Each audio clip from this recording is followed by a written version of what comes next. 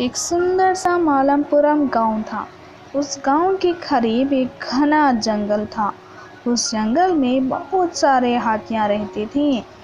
मालापुरम गांव में माधव और गोपाल रहते थे। माधव एक डॉक्टर था और हर रोज जंगल जाकर जड़ी बूटियां लाता था और वह सभी लोगों को इलाज करता था। माधव के घर के सामने एक गोपाल नाम का एक आदमी था। वो माधव से जलता था। एक दिन माधव जड़ी बूटियां लाने के लिए घर से निकला। रास्ते में उसको हाथी की आवाज़ सुनाई दी। माधव उस आवाज़ की तरफ गया और देखा कि एक बड़ी हाथी है और वो ज़ोर ज़ोर से चिल्ला रही थी। माधव को अंदाज़ा हुआ कि वो हाथी भूखी है, इसलिए वो जल्दी से फल लेकर आया और उस हाथी को खिला दिया। हाथी फल खाई और वह खुशी खुशी से माधव के साथ रहने लगी। माधव और हाथी गांव में बहुत मशहूर हो गए थे, इसलिए गोपाल उस माधव और हाथी को देखकर बहुत जलता था। गोपाल सोचता था कि माधव के पास हाथी रहने से गांव में वो बहुत मशहूर हो गया। अगर हाथी ही इसके पास नहीं रही तो। दूसरे दिन ही माधव और हाथी दोनों जंगल जाते हैं। हाथी एक फल के पेड़ के पास फल खा रही थी और माधव थोड़े दूर पर जड़ी बूटियां लाने गया था।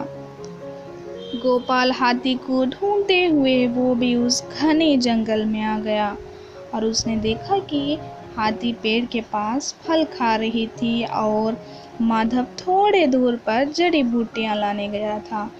इसलिए गोपाल हाथी के पास आता है और पेड़ के पीछे छुप जाता है।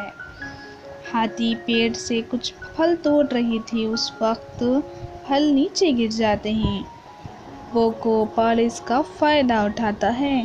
पाइनएप्पल में फायर क्रैकर को रख कर उन फलों में डाल देता है और वो वहाँ से चला जाता है। वो हाथी सभी फलों को खा लेती है।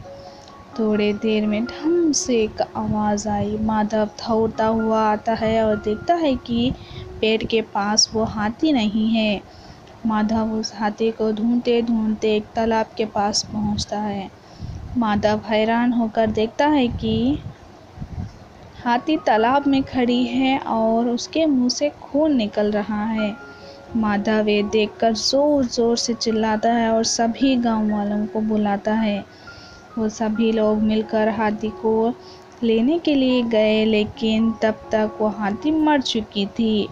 माधव बहुत उदास हो गया और रोने लगा। गोपाल दूर से सब कुछ देख रहा था। ये देखकर गोपाल को अपनी गलती पर बहुत शर्मिंदगी हुई।